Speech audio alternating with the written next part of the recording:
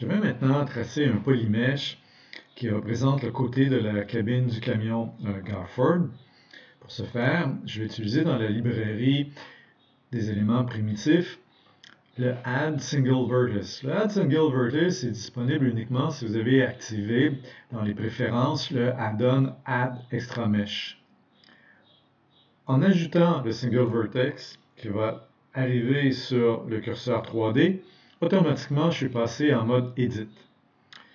Alors, je dois m'assurer d'être en sélection de points, en mode de sélection de points pour être capable de manipuler mes différents vertex. J'appuie sur E au clavier pour faire une extrusion. Je spécifie l'axe Y et je confirme la position en cliquant sur le bouton de gauche de ma souris. Alors, je vais continuer ainsi. E pour l'extrusion, Z qui spécifie l'axe des Z. De cette façon, mon vertex ne se déplace pas sur un autre axe. Il se déplace vraiment en ligne droite. Alors, j'alterne entre l'axe des Z, l'axe des Y. Je vais faire une série d'extrusions pour la courbe ici. Le nombre de vertex que j'ajoute va dépendre de la distance à laquelle on va voir cette courbe. Encore un vertex sur la hauteur, un sur la profondeur. Maintenant, il est important de ne pas ajouter le dernier vertex sur le premier qui était placé ici. À la différence des logiciels Adobe, même si je place le dernier vertex sur le premier d'un tracé, il n'y aura pas de fusion, c'est-à-dire que le tracé ne sera pas fermé.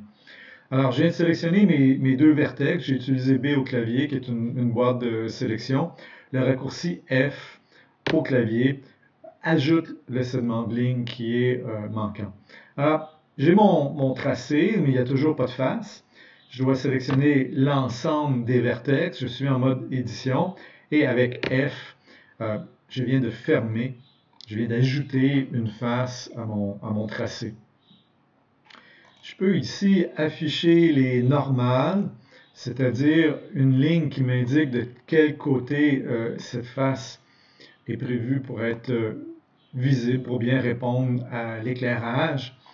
Et si maintenant je fais une extrusion, donc E, je peux spécifier l'axe des X, je m'assure que mes normales pointent vers l'extérieur, comme ici. Voilà.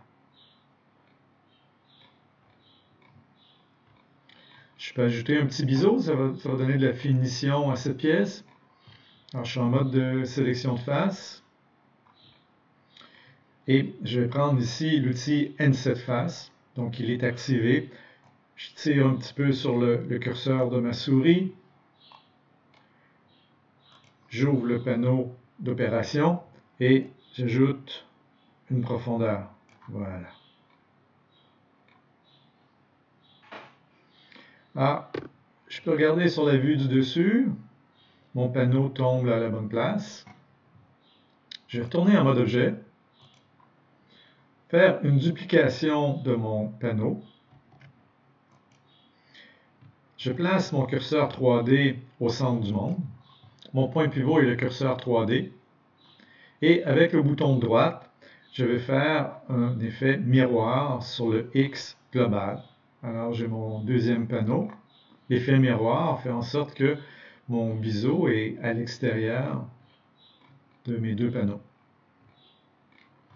Voilà. Alors j'avais mis invisible d'autres parties de ce travail. Je vais les remettre visibles.